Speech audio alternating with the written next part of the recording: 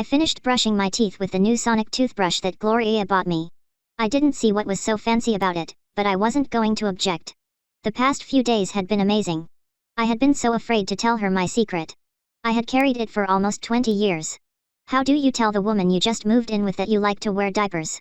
I didn't need them, I just liked them. And yet, here I was, standing in our bathroom in a lime green onesie and nothing else, a thick diaper barely hidden by the snap crotch.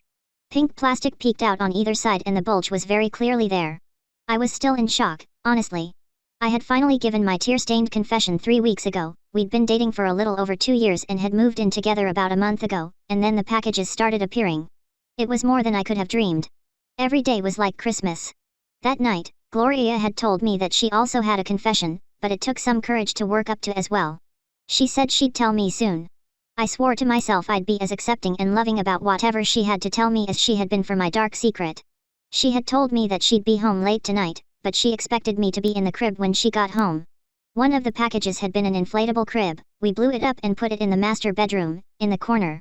It stood to my chest. I could crawl through the bars easily and climb over it, but there was something wonderful about it. Tonight was going to be my first night sleeping in it. I had no idea if it would actually be comfortable or not, but when I had laid down in it the first time and she stared down at me, I was in heaven. I crawled in through the bars and laid down, hugging my stuffed unicorn tightly. I grabbed the amazingly large pacey she'd bought. It was red with a white ring. The package it came in said it was from Germany, and clipped the pacifier clip to my onesie and popped the nipple in my mouth. I laid down to watch a show on my phone. I was madly in love with Steven Universe. I'd seen this episode 3 times already, but it was wonderful. Garnet was so inspiring, how she was who she was regardless of what anyone thought. Just as the episode was finishing and I was singing along with the closing lyrics as best I could around the pacey, I heard the front door open. "Jackie sweetie, I hope you're in your crib." "I am. I'm a good girl." I called back, letting the pacey dangle on the clip. I climbed to my knees to stare over the crib bars at her, sinking into the inflatable mattress. "You are a good girl, you're mommy's good girl," she cooed at me and set my heart aflutter. I knew she wasn't physically attracted to me this way, but this love was just as special. It was still a romantic love. I wouldn't want to share this particular feeling with anyone else on the planet, but it wasn't a sexual love. "Okay, I know I've been holding off on my part of the confession for a while. I wanted to make sure you felt loved and accepted before I spilled my dark secret, too. You need your pacey right now." She paused to stroke my hair and pop my pacey back in my mouth. I swear there was a glint of light as she tapped the shield, but it had to be my imagination. "There's nothing wrong with you, sweetie. There's nothing wrong with wanting to wear a diaper and sit in a crib. There's nothing wrong with wanting to be taken care of, to be made to feel small and protected. You know that, right?"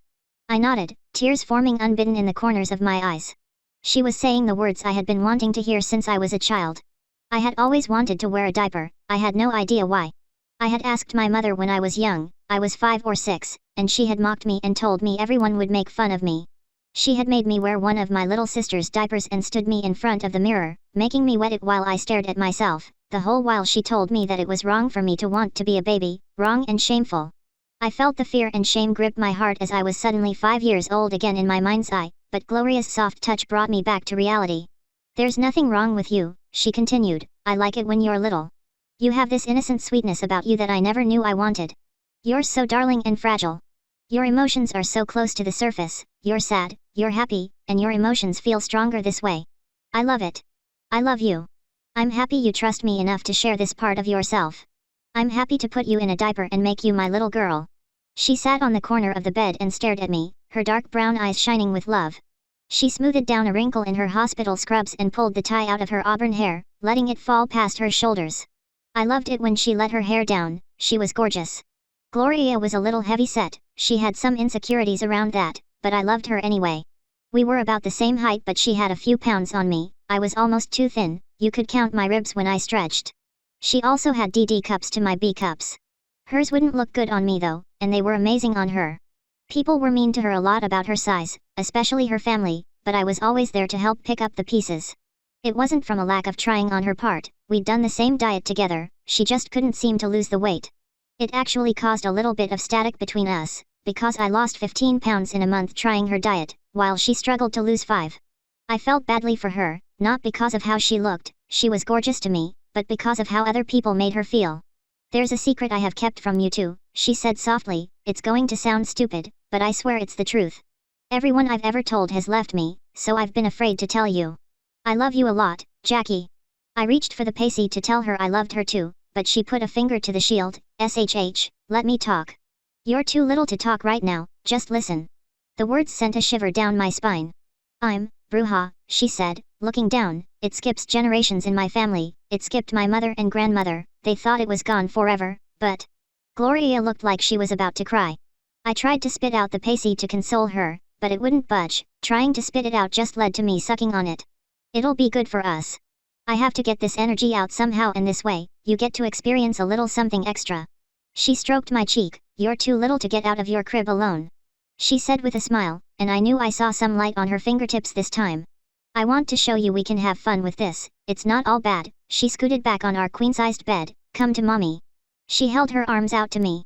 I had no idea what she was talking about, I had no idea what Bruja meant, but I knew I would love her no matter what. I stood up to climb over the inflatable railing of the crib, but I couldn't. I couldn't lift my leg high enough.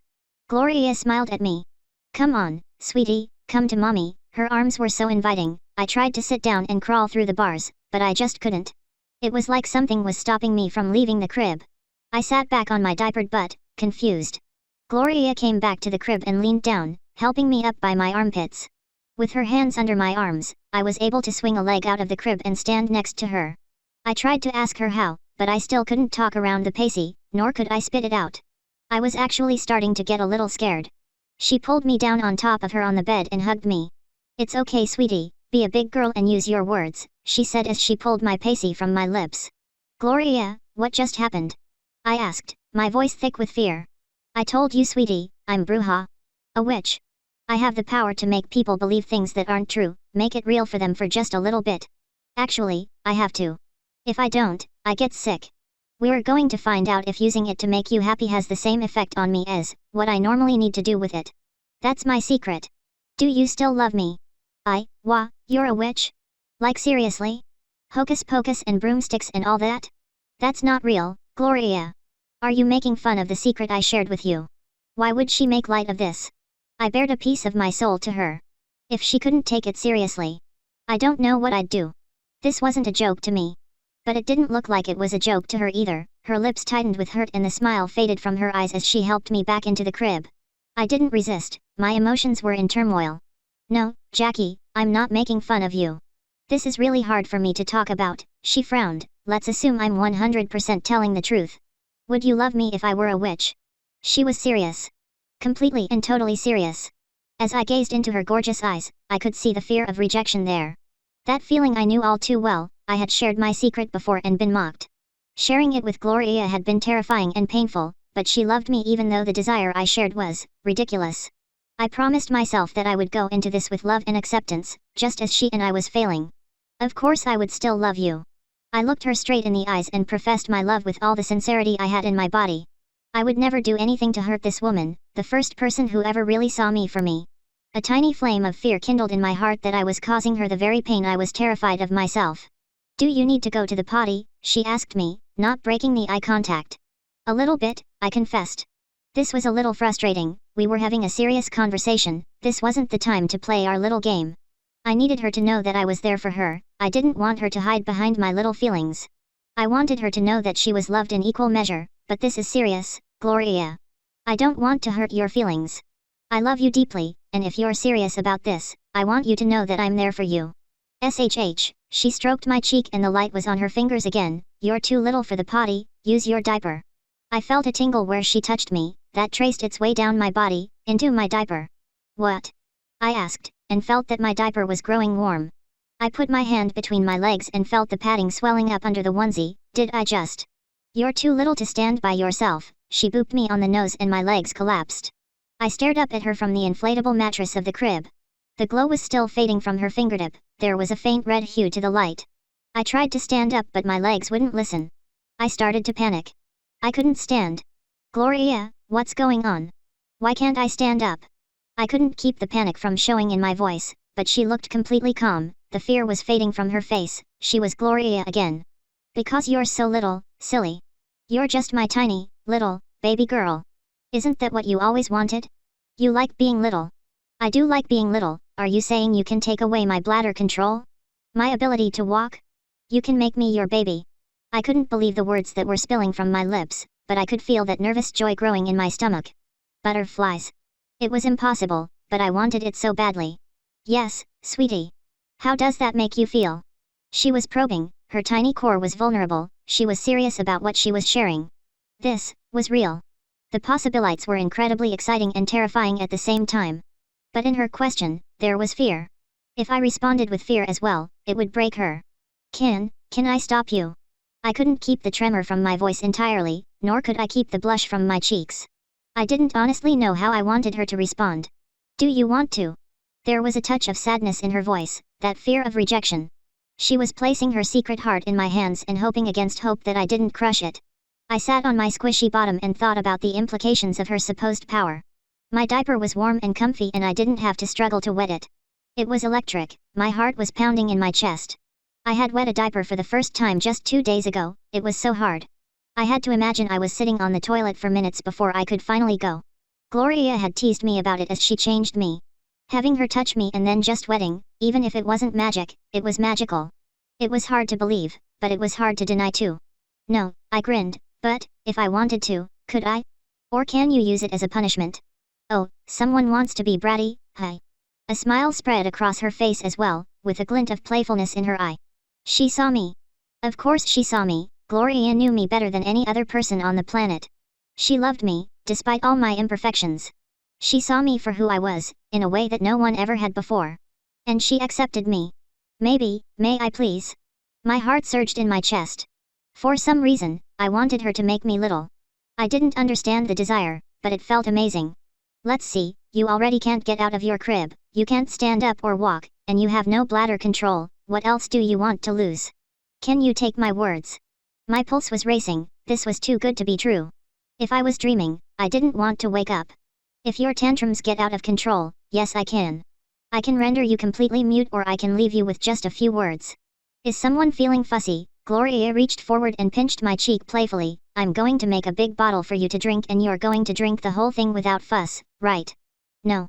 I shouted, though I couldn't keep the grin from my face. I'm not thirsty. I don't want a bottle. I laid down on the mattress and kicked my feet, flailing my arms. No no no no no. Sweet girl, Gloria smiled. Someone is too little to speak, no words from you. She tapped my forehead with a glowing finger, and my words were gone. Wah! I yelled, finishing my tantrum with a grin. Yeah. I giggled and clapped my hands. I had never felt this little before. I was trapped in a crib, in a wet diaper, and I couldn't say a word until my lady love allowed it. I laid down and sucked on my pacey and hugged my unicorn while I waited for my bottle. She came back with it and I sat up, reaching for the bottle and opening and closing my hands. Does someone want their bottle now? Is my little princess going to be a good girl? AAA, I let the pacey drop from my lips and nodded. Drink it all gone, or I'll make you, Gloria smiled. I expect that diaper to be nice and wet for me. Show me how little you are, princess. The feelings were amazing as I lay back and drained the bottle. Peach water, she had added a sweetener to the cold water. It was delicious. This was my fantasy come true. I didn't have to ask for it, I didn't have to pretend. I really was Gloria's little this way. I had no choice. There was no shame in something I had no control over. I was completely trapped, and free to enjoy it. And that made it all the sweeter. The end.